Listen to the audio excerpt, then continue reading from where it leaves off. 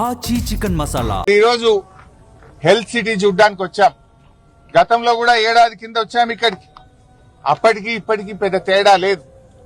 నిజంగా బీఆర్ఎస్ అధికారంలో ఉంటే 2024 దసరాకు అన్ని వసతులతో పూర్తి స్థాయిలో సూపర్ స్పెషాలిటీ ఇనాగ్రేషన్ అయిపోయి ఉండేది.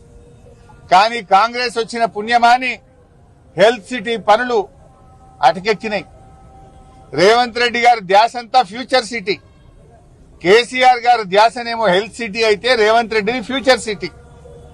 కేసీఆర్ గారు ఈ వరంగల్ జిల్లా ప్రజలకు, ఈ ఉత్తర తెలంగాణ ప్రజల ఆరోగ్యాన్ని కాపాడాలి, ఈ ప్రజల ప్రాణాలు కాపాడాలి అని పేదల కోసం కేసీఆర్ గారు హెల్త్ సిటీని నిర్మిస్తే, రేవంత్ రెడ్డి ఏమో రియల్ ఎస్టేట్ ఏజెంట్ల కోసం, కాంట్రాక్టర్ల కోసం ఫ్యూచర్ సిటీ మీద శ్రద్ధ చూపిస్తా ఉన్నాడు.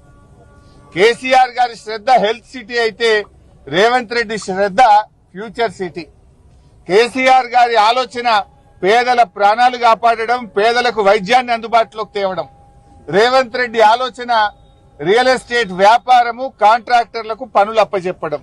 ఇది కేసీఆర్ గారికి రేవంత్ రెడ్డికి ఉన్న తేడా. నిజంగా ఆ హెల్త్ సిటీ మీద పెట్టిన, ఆ ఫ్యూచర్ సిటీ మీద నువ్వు పెట్టినటువంటి శ్రద్ధ ఒక 10% హెల్త్ సిటీ మీద పెట్టినా ఈ పార్టీకి పూర్తి అయిపోయేది. ముఖ్యమంత్రి గారు మాట్లాడదాం అసెంబ్లీలో అంటుండు. ఎస్, మేము రెడీ, నీ సవాల్కు మేము యాక్సెప్ట్ చేస్తా ఉన్నాం. కెమెరా దిప్పొద్దు, మైక్ కట్ చేయొద్దు. కట్ చేయకుండా నువ్వేం చేసినావో, బీఆర్ఎస్ పార్టీ ఏం చేసిందో చర్చించడానికి మేము సిద్ధం. 60 ఏండ్ల కాంగ్రెస్ పాలనలో చేసింది ఏందో, 9.5 ఏండ్ల బీఆర్ఎస్ పాలనలో ఏం చేసినామో మేము చర్చించడానికి సిద్ధం. మేము 9.5 ఏండ్లలో 48 లక్షల ఎకరాలకు తెలంగాణలో సాగునీరు అందించి చూపాం. నువ్వేం చేసినావు 2.5 ఏండ్లలో? కనీసం 1 లక్ష ఎకరాలకన్నా నీళ్ళు ఇచ్చినవా? మాటలు తప్ప చేతలు లేవు. గోదావరి మీద చర్చకు మేము సిద్ధం. మైక్ కట్ చేయొద్దు, కెమెరా తిప్పొద్దు. ఇది ఒక్కటే షరతు మాది, ఇంకేం లేదు. ఎంతసేపు అన్నా మాట్లాడదాం, ఎన్ని రోజులైనా మాట్లాడదాం.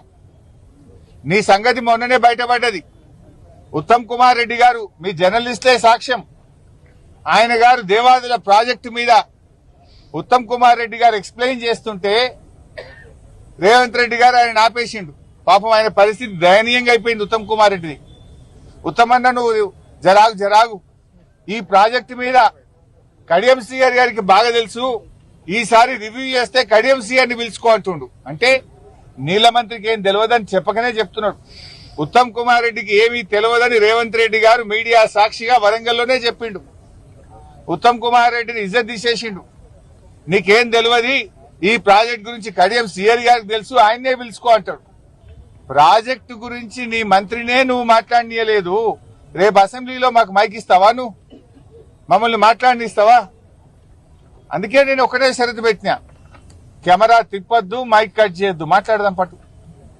ఎవరేం చేశారో మాట్లాడదాం. రాష్ట్ర ప్రజలు చూస్తారు, ప్రజలే న్యాయ నిర్ణేతలు. చర్చిద్దాం. నువ్వు చంద్రబాబుకి ఎట్లా దాసోహమైనవో, మేడిగడ్డను, సమ్మక్క బ్యారేజీని, దేవాదులను పండబెట్టి ఆంధ్రాకు నీళ్లు కిందికి ఎట్లా వదులుతున్నావో, నల్లమల్ల సాగర్ కు నీ చీకటి ఒప్పందాన్ని బయట పెట్టడానికి మేము సిద్ధంగా ఉన్నాం. ఎప్పుడంటే అప్పుడు రెడీ. దమ్ముంటే అసెంబ్లీ పెట్టు, మైక్ కట్ చేయకు.